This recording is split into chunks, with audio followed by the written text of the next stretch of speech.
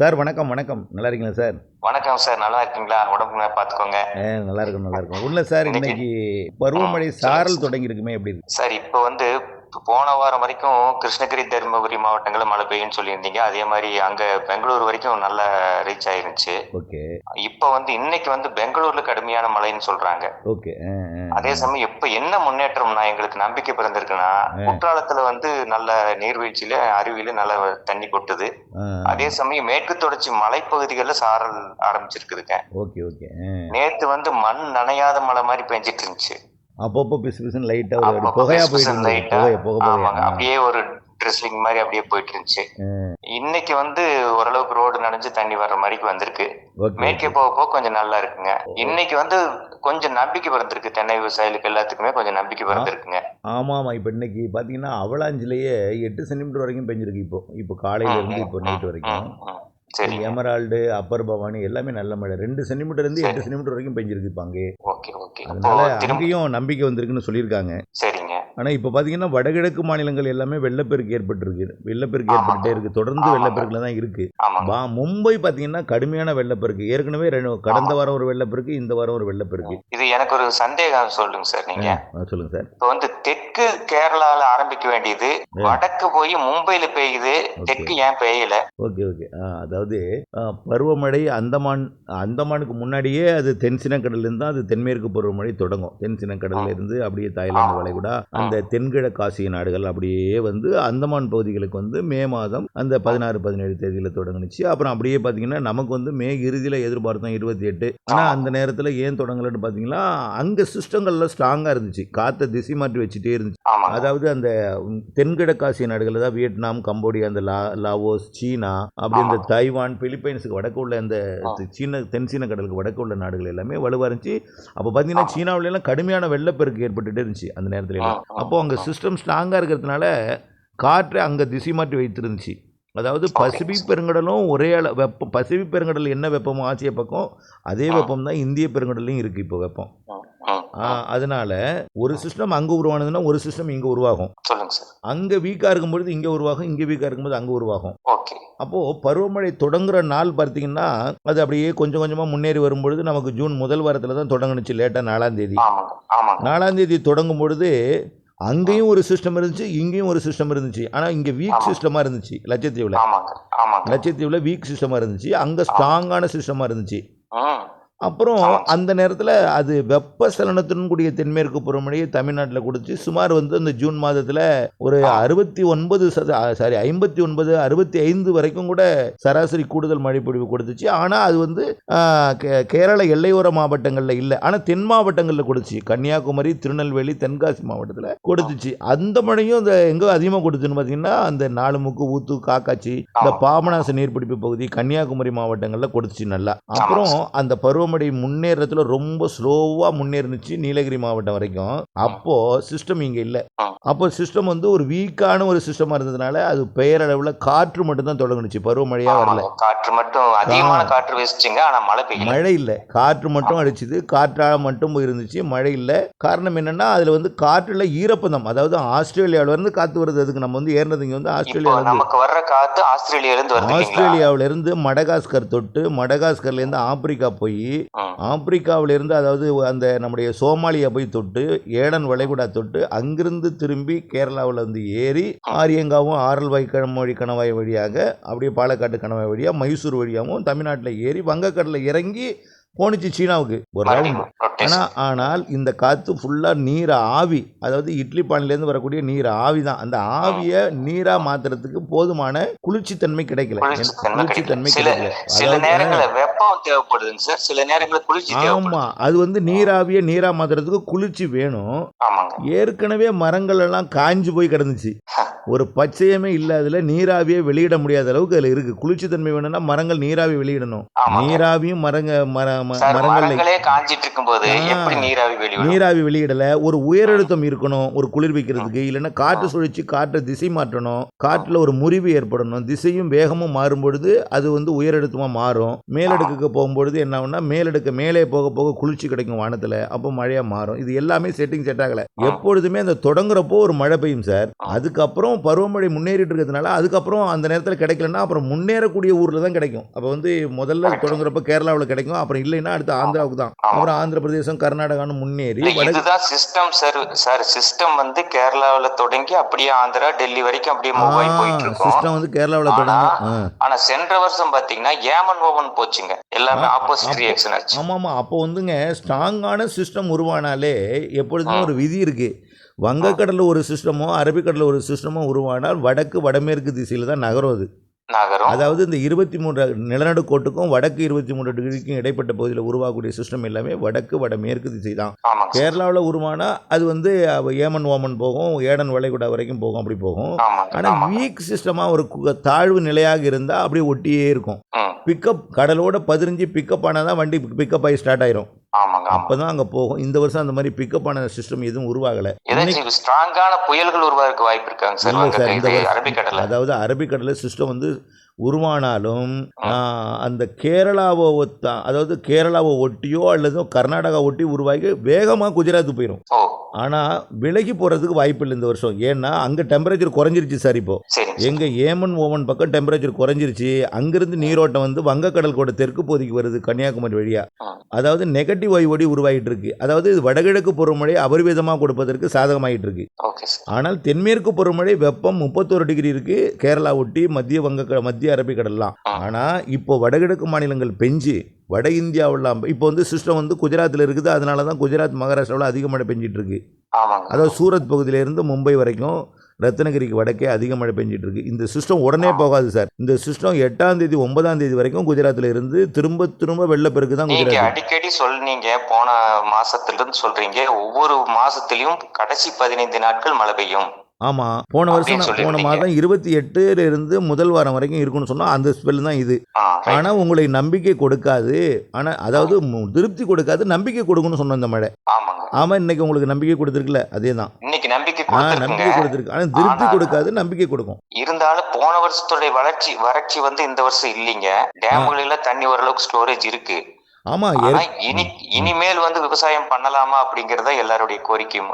அதாவது இப்போ உடனடியாக விவசாயம் பண்ணுறதுக்கு இப்போ உடனடியாக உங்களுக்கு தண்ணின்னா இப்போ பாருங்களேன், இப்போ நம்ம அதை பார்த்துருவோம். இப்போ பருவமழை முன்னேற்றத்தில் இருக்குது. பாகிஸ்தான் எல்லையோரம் போய் அங்கே பாகிஸ்தானில் இன்னைக்கு வரைக்கும் 46 டிகிரிங்க செல்சியஸ் வைப்போம். 46 டிகிரி தார் சாலையெல்லாம் உருகி போயிருக்கு. இப்போ இந்த 46 டிகிரி அங்கே போய் குளிர்விக்கணும்னா டக்குன்னு குளிராது.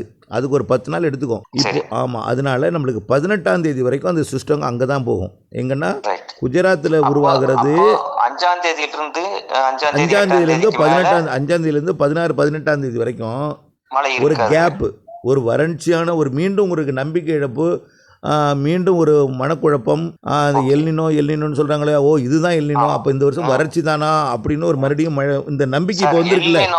எல்னினோவுக்கு சூப்பர் எல்னினோன்னு சொல்கிறாங்க. அதுக்கு ரெண்டுக்கு என்ன வேறுபாடு என்ன? அதாவது சார், அதாவது பசிபிக் பெருங்கடலோட வெப்பம் அமெரிக்கா பக்கம் உயர்ந்திருந்தால் எல்னினோ.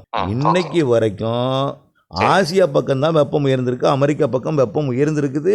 வெப்பம் உயர்வதற்கு சாதகமாக நீரோட்டம் உருவாகிட்டு இருக்கு.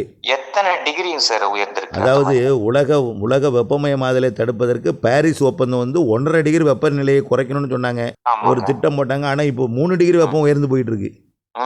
ஆனால் அது எல்னினோ சூப்பர் எல்னினோ உருவாகிறதெல்லாம் கரெக்டு தான். அது அடுத்த வருஷம் தான். அது இந்த வருஷம் எல்னினோ, அடுத்த வருஷம் சூப்பர் எல்னினோ. வடகிழக்கு பருவமழை அதுதான் சொல்லுங்க இல்லைங்களா. சூப்பர் எல்னினோனா அமெரிக்கா பக்கம் வெப்பம் அதிகமாகிறது. ஆனால் இந்த வருஷம் எல்னினோ உருவாகி இருக்கு. கடல்ல வெப்பம் இருக்கு, வளிமண்டலத்துல தான் எல்னினோ உருவாகி இருக்கு. கடல் மேற்பரப்புல, கடல் ஆழத்துல, கடல் மேற்புக்கு, கடல்ல வெப்பம் அதிகமாக இருக்கு. அதனால இந்த வெப்பம் அதிகமாக இருக்கிற வரைக்கும் பசிபிக் பெருங்கலோட ஆசியா பக்கம் புயல்கள் உருவாகிட்டே தான் இருக்கும்.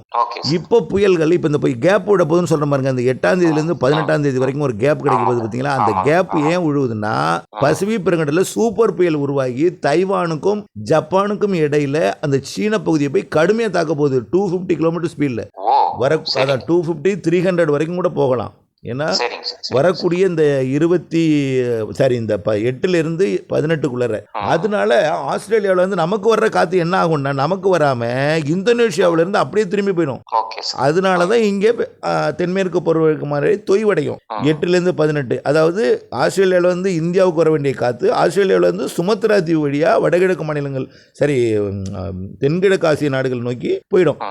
பிலிப்பைன்ஸு, புருனே, அப்படியே பார்த்தீங்கன்னாக்க இந்த தைவான் நோக்கி ஹாங்காங் நோக்கி பயணிச்சிடும். அதனால ஒரு தொய்வு. அந்த புயல் கரை கடந்து செயலிழந்த பிறகுதான் ஸ்ட்ராங்கான சிஸ்டம் வங்கக்கடலில் உருவாகும். ஆனால் வங்கக்கடலில் சிஸ்டம் இருந்துகிட்டே தான் இருக்கும். ஆனால் கேரளா வழியாக ஏற்றாது அந்த காற்றை.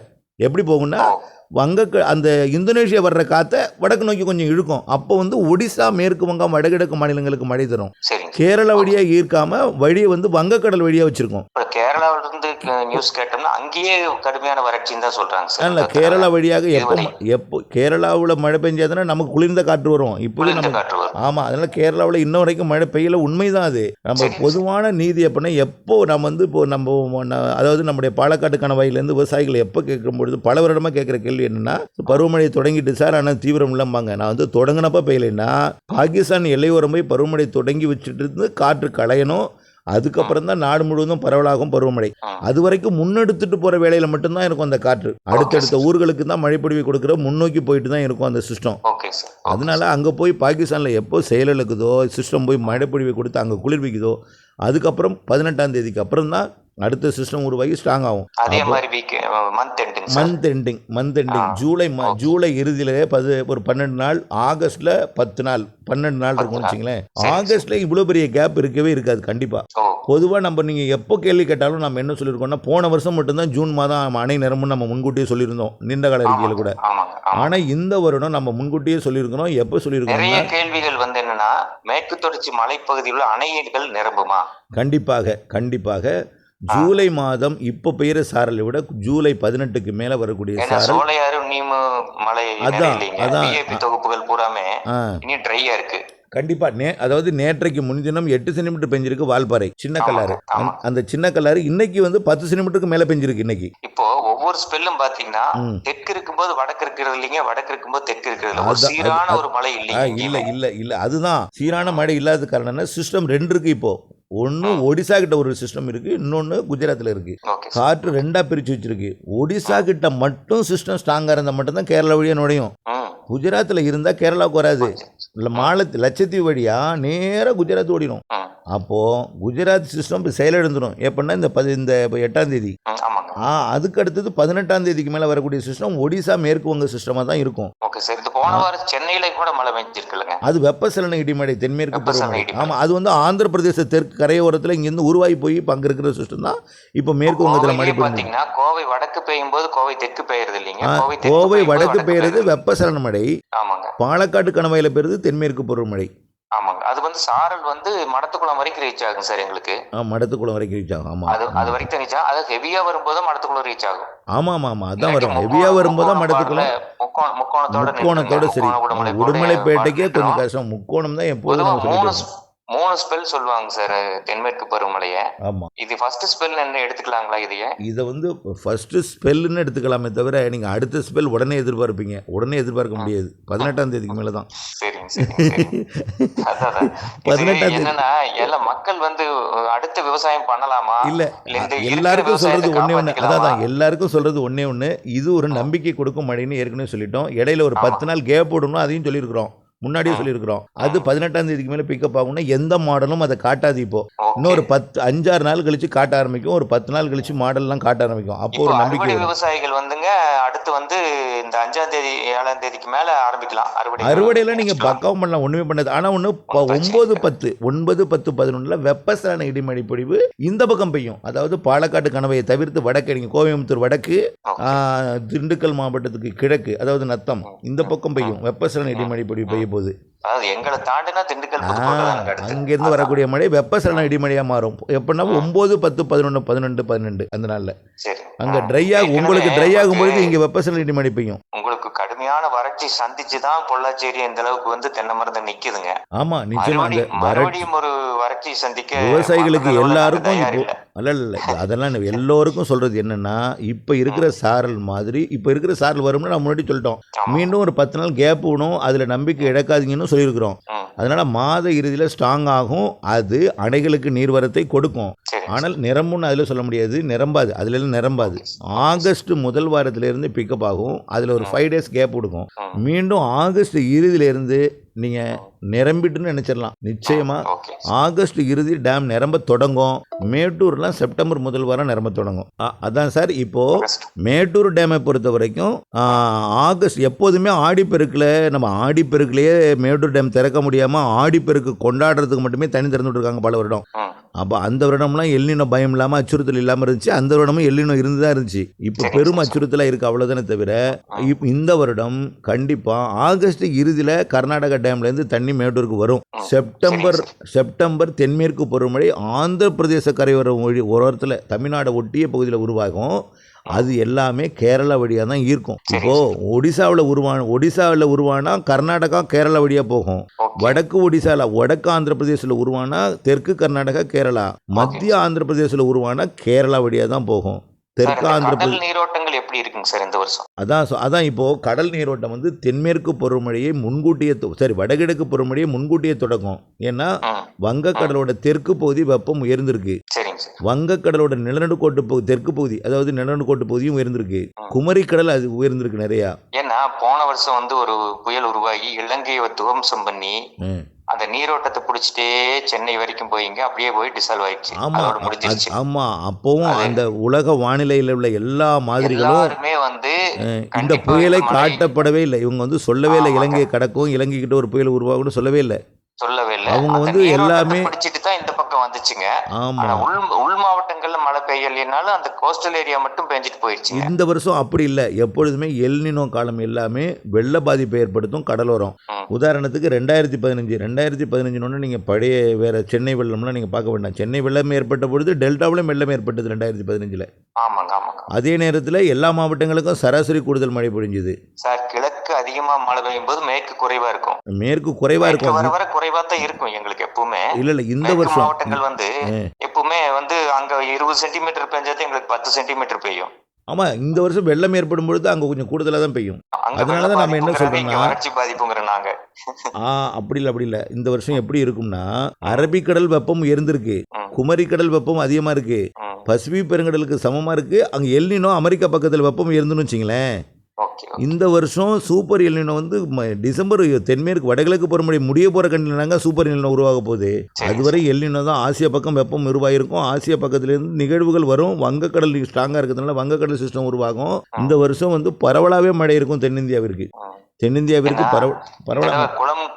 கண்டிப்பா அதுதான் சொல்றேன். நீங்க செப்டம்பர்லயே உங்களுக்கு மழை பெய்யும். எப்பொழுதுமே உங்களுக்கு உடுமலைப்பேட்டை சுற்று வட்டாரம் செப்டம்பர் தான் மழை நிறைய பெய்யும். ஆமாங்க, அதாவது வெப்பசலன மழை வந்தா தான் எங்களுக்கு அதிகமான மழை பெய்யுது. அது செப்டம்பர்ல பெய்யும் உங்களுக்கு. இந்த செப்டம்பர்ல தென்மேற்கு பருவமழையுடன் இணைந்த வெப்பச்சலன மழை, வெப்பசலன மழையும் பெய்யும், தென்மேற்கு பருவமழையும் பெய்யக்கூடிய மாதம் செப்டம்பர் மாதம் இந்த வருடம். அது எப்போதும் அப்படிதான் இருக்கும். எப்போதும் உங்களுக்கு பாருங்க செப்டம்பர் நிறைய மழை பெஞ்சிருக்கும். செப்டம்பர்ல பெய்யும். அதே நேரத்தில் வெப்பசலன மழையும் பெய்யும். அப்புறம் அக்டோபரில் வடகிழக்கு பருவமழை மாதிரியே இந்த வருஷம் அக்டோபரில் மழை நல்லா ஸ்ட்ராங்காக பெய்ய போகுது. அப்போ அக்டோபர் எல்லாரும் என்ன கணிப்பு சொல்றாங்கன்னா பெய்யற இடங்கள்ல அதிகமா பெய்யும், பெய்யாத இடங்கள்ல கடுமையான வறட்சி வரும்னு சொல்றாங்க. அதை பத்தி என்ன நினைக்கிறீங்க? இல்ல அதாவது நம்ம என்ன சொல்றோம்னா ஒண்ணு பெய்யும்னு சொல்லுங்க, இல்ல பெய்யாதுன்னு சொல்லுங்க. ரெண்டும் கேட்டு எங்களுக்கு வந்து அப்படி சொல்றதுக்கு நம்ம வானிலையாளர் கிடையாது. அப்படி சொல்லக்கூடாது. நம்ம அது வந்து நம்ம என்ன சொல்றோம்னா நம்முடைய தமிழ்நாட்டோட இயற்கை அமைப்பு எப்படின்னா செப்டம்பர் அக்டோபரில் மழை பெய்யும்னா அந்த மழை தென்மேற்கு பருவமழை தான். அக்டோபர் 18 வரைக்கும் பெய்யக்கூடிய மழை தென்மேற்கு பருவமழை. அப்போது செப்டம்பர்லையும் அக்டோபர்லையும் அதிக மழை சொல்கிறோம்னா அந்த மழை எங்கே தான் பெய்யும்? கேரளாவில் தான் பெய்யும். கடந்த சில 2 வருடங்களுக்கு முன்பு பார்த்தீங்கன்னா செப்டம்பர் அக்டோபரில் வெள்ளப்பெருக்கு ஏற்பட்டிருக்கு கேரளாவில். வெள்ளப்பெருக்கு ஏற்பட்டிருக்கு. உபரி நீர் வந்து காவிரிலாம் செப்டம்பர் அக்டோபரில் திறந்துருக்காங்க. அதே போல தான் இந்த வருஷம் மழையே பின்மழை தான். இந்த வருஷம் பின்மழை தான். கண்டிப்பாக செப்டம்பர் அக்டோபர் நிறைய மழை. ஆகஸ்ட் பிற்பகுதியில் கர்நாடகாவிலேருந்து தண்ணி வரும். உங்களுக்கும் அதாவது சோலையாறு தண்ணி பரம்பிக்குளம் வரும். அப்புறம் உங்களுக்கு திருமூர்த்தி தண்ணி கிடைக்கும். இதெல்லாமே ஆகஸ்ட் 15க்கு மேலே ரொம்ப நல்லா அமராவதி அணை நினைப்பதற்குண்டான வாய்ப்பு. அமராவதி அணை அதான் சார், எப்போ வந்து தென்மேற்கு பருவமழை ஸ்ட்ராங்காக பெய்யும் அப்போ அமராவதி நினையும். தென்மேற்கு பருவமழை ரொம்ப ஸ்ட்ராங்காக பெய்யறப்ப ஈஸியாகவே நிரம்பும். அது ரொம்ப சின்ன டேம். அது அமராவதி அணையோட கொள்ளளவு ரொம்ப கம்மி. அதெல்லாம் ஈஸியா நிரம்பிடும். ஆகஸ்ட் இறுதியில நிரம்புறதுக்கு வாய்ப்பு இருக்கு. ஆகஸ்ட் இறுதியில மேட்டூர் அணை எப்ப திறக்கிறதுக்கு உண்டான சாத்தியக்கூறு இருக்குங்க? அதாவது நம்ம எப்பொழுதும் திரும்ப திரும்ப சொல்கிறது என்னென்னா, கர்நாடக அணையிலேருந்து தண்ணீருக்கு மேட்டூர் அணைக்கு கர்நாடக அணை நிரம்பினா தான் மேட்டூர் அணைக்கு இது வரைக்கும் தண்ணீரே வந்திருக்கு. நிரம்பாமல் திறக்க மாட்டாங்க. ஏன்னா அவங்க டேம் 49 டிஎம்சி, அதில் இப்போ 15 டிஎம்சி தான் இருக்குது. இன்னும் அவங்க அணை நிரம்புறதுக்கு இன்னும் 30 டிஎம்சிக்கு மேலே வேணும் தண்ணி. 30 டிஎம்சி வேணும். நம்மள்ட்ட 40 டிஎம்சி இருக்குது, அவங்கள்ட்ட 30 டிஎம்சி தான் இருக்குது கேஆர்எஸ்ல. ஆமாம், நம்மள்ட்ட 40 டிஎம்சிக்கு, கர்நாடகாவில் 30 டிஎம்சி தான் இருக்குது, கபினியில் 5 டிஎம்சி தான் இருக்குது சார். சில நேரங்கள் உண்மை கசக்கும். ஆமாம், அதான் சார், தமிழ்நாட்டில் 40 டிஎம்சி இருக்கு, கர்நாடகாவில் கேஆர்எஸ்ல 15யும் கபினியில் 5ம் சேர்த்து 20 டிஎம்சி தான் இருக்கு. இருந்தாலும் அங்கதான் மழை பெய்யக்கூடிய ஆமாம், அந்த நேரம் இப்போ அந்த பெய்ய வேண்டிய நேரம், அதாவது தொடங்கும் பொழுது தான் பெய்யும். அடுத்த மழை எப்பொழுதுமே ஆகஸ்ட்ல தான் பெஞ்சிருக்கு. கர்நாடக அணை வந்து ஆகஸ்ட் தான் உபரி நீரை திறத்திருக்கு எப்போதுமே. ஜூன் மாதங்களில் போன வருஷம் மட்டும் தான் திறந்திருக்காங்க, ஜூன் ஜூலையில். இந்த பல வருடங்களாக ஆகஸ்ட்ல தான் நிரம்பியிருக்கு. நம்ம எப்பொழுதும் ஆடிப்பெருக்குக்கு பின் அப்படின்னு சொல்லியிருக்கிறோம். ஆகஸ்ட் 15க்கு பின்னு பல வருஷம் சொல்லியிருக்கிறோம். இந்த வருஷமும் ஆகஸ்ட் 15க்கு பின்னு தான் கர்நாடகாவிலேருந்து கர்நாடக அணையே நிரம்பும். காவிரியில தண்ணி வருங்களா?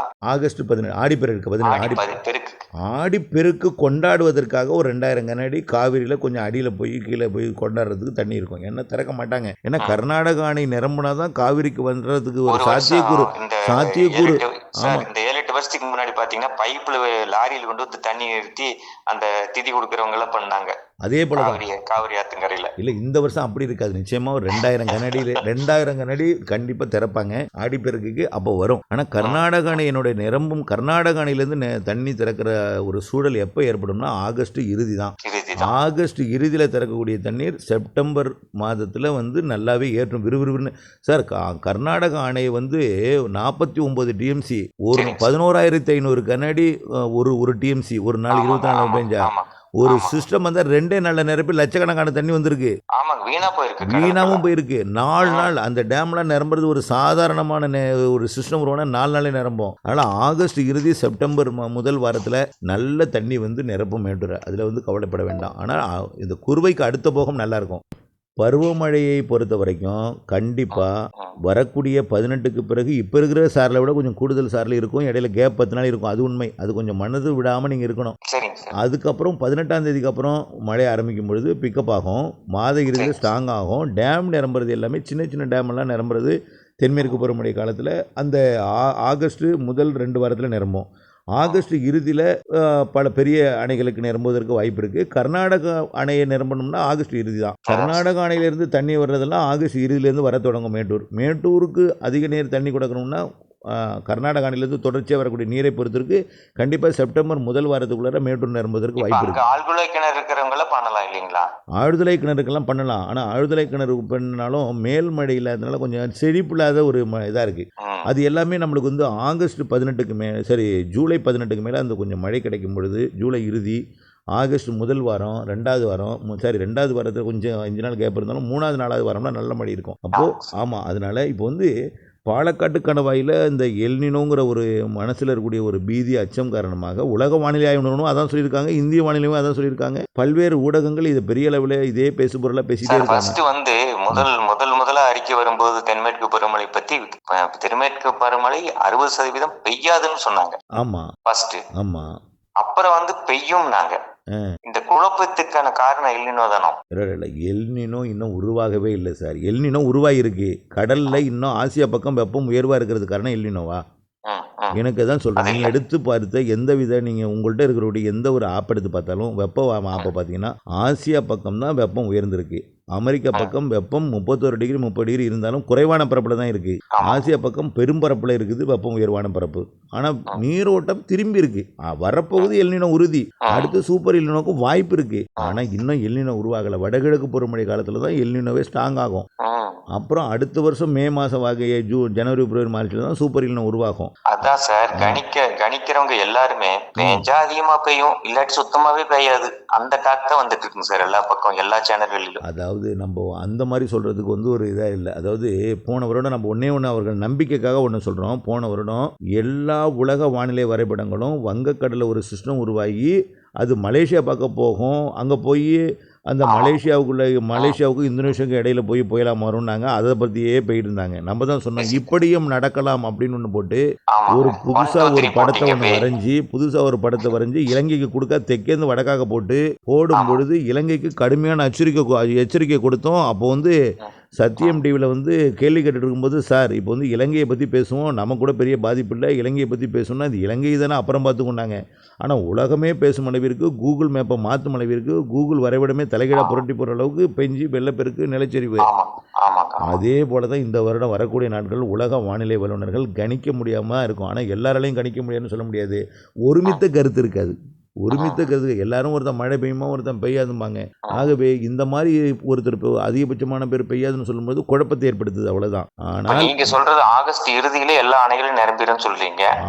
அதே சமயம் செப்டம்பர்லயும் செப்டம்பர் தான் சார் உபரி நீர் திறக்கும் அளவிற்கு தண்ணி இருக்கு. இப்போ தென்மேற்கு பருவமழை அக்டோபர் 20ஆம் தேதி தான் வடகிழக்கு பருவமழை தொடங்குது. அக்டோபர் 18 ஐப்பசி 1 வடகிழக்கு பருவமழை தொடங்குது. ஆனா அதுக்கு முன்னாடியே வடகிழக்கு பருவமழை மாதிரி தான் இருக்கும். அக்டோபர் 10லயே சிஸ்டம் தமிழ்நாட்டை ஒட்டி இருக்கும். ஆனா அது வடகிழக்கு பருவமழைன்னு அறிவிக்காம தென்மேற்கு பருவமழையே தொடர்ந்துகிட்டே இருக்கும். அது அப்படியே தலைகீழா மாறிடும் அக்டோபர் 18. அதனால அக்டோபரே அதிக மழை தான். அக்டோபர் 10ல இருந்தே பருவமழை மாதிரி தான் இருக்கும். அதனால அதாவது விவசாயிகள் அறுவடை செய்யும் போது மழை அதிகமா பெய்ஞ்சு அறுவடை வீணா போயிருக்கு.